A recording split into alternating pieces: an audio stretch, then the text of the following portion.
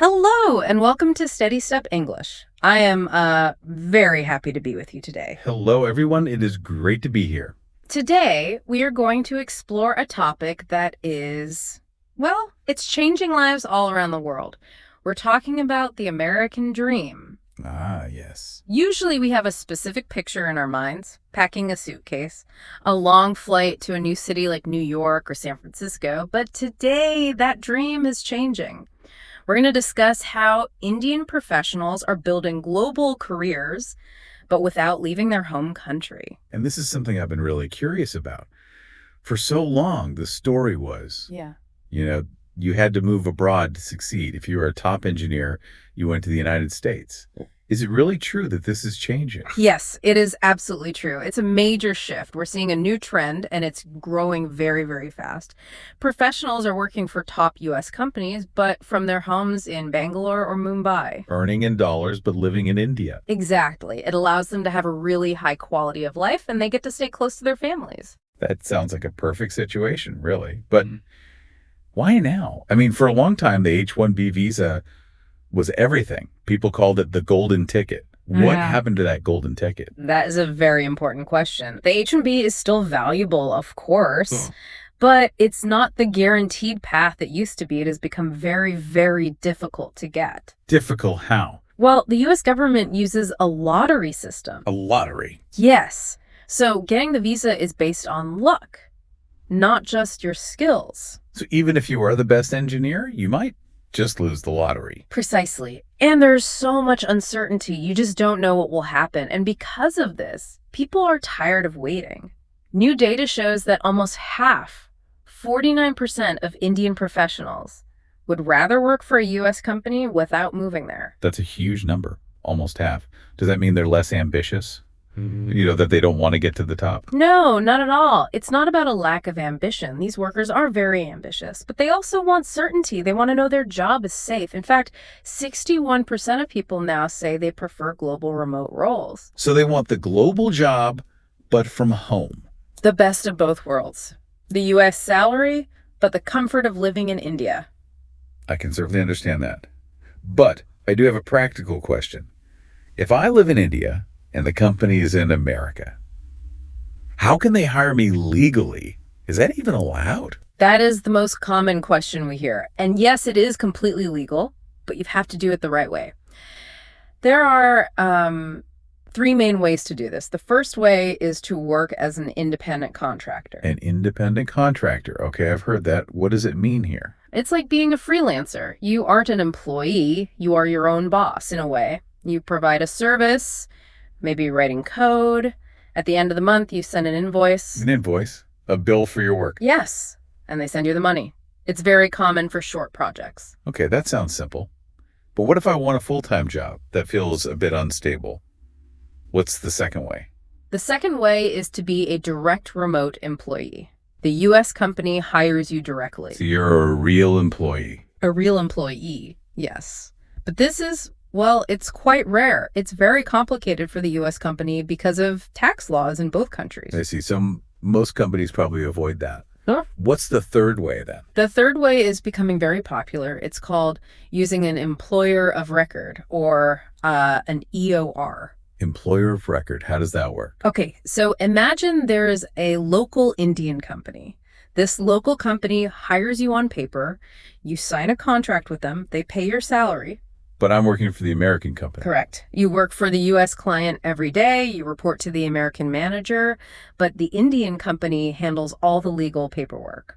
So the Indian company's like a middleman who handles the rules. Exactly. It's like a bridge. It makes it easy for the U.S. company, and you get all the benefits of a proper local job. That sounds very safe. Probably the best option for a long-term career. But talking about money, it makes me think about taxes. If I earn money from America, do I pay tax to the U.S. government or in India? This is where people get confused, but the rule is actually quite clear. It's called the export of services. Because you live and work in India, you are exporting your service. So generally, you do not pay U.S. taxes. You only pay taxes to the Indian government. That is good news. Mm. So just one tax office to deal with. Are there any benefits for people who do this? I've heard freelancers can sometimes save on taxes. Yes, there is a very big benefit. It is a tax rule called Section 44 ADA. Section 44 ADA. Can you explain that simply? Of course. The government knows that as a freelancer, you have business expenses, your internet, your computer. So under this rule, they only count 50% of your income as profit. 50%. Yes. So for example, if you earn 20 lakh rupees, you only pay tax on 10 lakh. Wow. That is a very big difference. It saves a lot of money. It's a great incentive, you know. It makes working from home very attractive financially. This all sounds wonderful, but there must be some risks, right? Mm-hmm. Anything we should worry about? You are right to ask. We must be realistic. There is a political risk we need to talk about. It's a proposal in the United States called the HIRE Act. The HIRE Act. What does that stand for? It stands for Halting International Relocation of Employment. That sounds not good. Well, it's a proposed law. Some politicians want to stop U.S. companies from sending jobs to other countries, like India. How would they stop it? By making it expensive. The proposal is to add a 25% tax on money sent to foreign workers. 25%? That's huge. A company might just hire someone in the U.S. instead. It is a serious concern, and we must watch it closely. But remember, it is not a law yet. It's just a proposal. And there is some good news to balance this out. We have to look at the trade deal between the two countries. An agreement between India and the U.S. Yes.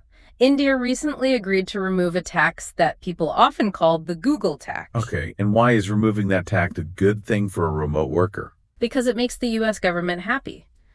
In exchange, the trade relationship stays strong. It helps IT services continue to flow between the countries. It shows they want to work together. So it's like a handshake. That makes me feel a bit better. Are there any other risks? Maybe for people who travel? There is one more, yes. It's the problem of visa backlogs. Sometimes an H-1B worker who lives in the U.S. comes to India for a visit, and then they get stuck. Stuck? How? The visa office is too slow to renew their visa stamp, so they can't go back. And why is that a risk for their money? Well, if a worker is stuck in India for more than 183 days, they become a tax resident of India. This means they might have to pay taxes in both the U.S. and India. Paying tax twice, that sounds like a nightmare. It is very complicated, so you must be very careful about how many days you spend in the country. This is all very valuable information. Now, what about the future? What skills do I need to be part of this new world? The job market is changing fast. There are three main areas you need to focus on. The first one is generative AI. Artificial intelligence. Everyone is talking about it. Yes, it is essential. You need to know how to use AI tools. It makes you faster and better at your job. The second skill is data science. You need to be able to understand information and numbers. And the third area, is it also a technical skill?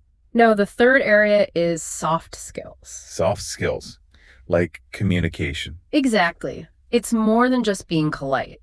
When you work remotely, you must write clear emails. You must speak confidently on video calls.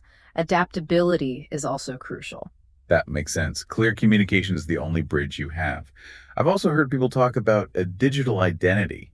What is that? Your digital identity is your online reputation. A paper resume is not enough anymore. You need a strong profile on LinkedIn. If you're a coder, you need a profile on GitHub to share your work. So the world needs to see my work online before they even talk to me. Exactly. Your online profile is your new resume. It proves your skills to the world. Thank you. This has been a very helpful discussion. I feel like I've learned so much. You are welcome. Now, let us summarize what we learned today. First, many Indian professionals now prefer working remotely for U.S. companies instead of moving abroad. Second, there are legal ways to do this, such as becoming a contractor or using an employer of record. Third, we discussed political risks like the HIRE Act and new trade agreements. Finally, to succeed, you must build strong technical skills and a good digital identity. That is a great summary. I feel much more informed. Now let us look at 10 key words from today's lesson. I will say the word, and my co-host will give the definition, then I will give an example. Listen carefully. Number 1 is remote. Remote. Definition. Working from a distance, usually from home instead of an office. Example. She found a remote job that allows her to travel while working. Number 2 is uncertainty. Uncertainty. Definition. The state of being unsure or not knowing what will happen. Example. The changes in visa rules created a lot of uncertainty for the workers. Number 3 is backlog. Backlog. Definition. A buildup of work or applications that need to be finished. Example. The visa office has a huge backlog, so the wait time is very long. Number 4 is contractor. Contractor. Definition. A person who provides services to a company for a specific project, but is not a permanent employee. Example. He works as a contractor for 3 different American clients. Number 5 is compliance. Compliance. Definition. The act of obeying a law, rule, or agreement. Example. The company uses legal experts to ensure compliance with tax laws. Number 6 is bilateral. Bilateral. Definition. Involving 2 parties, usually 2 countries. Example. India and the U.S. signed a bilateral trade agreement. Number 7 is tariff. Tariff. Definition. A tax to be paid on a particular class of imports or exports. Example. The new law might place a tariff on services sent overseas.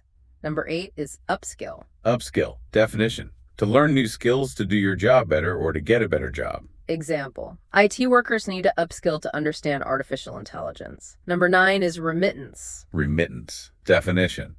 A sum of money sent, especially by mail, in payment for goods or services or as a gift. Example. The bank tracks every foreign remittance that comes into her account. And number 10 is Global Capability Center. Global Capability Center. Definition. An office set up by a company in a foreign country to handle IT, operations, or research. Example. The large U.S. bank opened a Global Capability Center in Bangalore. That's it for today. Remember, every minute you spend listening is a step closer to fluency. If you enjoyed this lesson, please subscribe and join our learning community. Before you go, I have a challenge for you. Write 1 new word you learned today in the comment field below. I will see you at our next episode at SteadyStep English.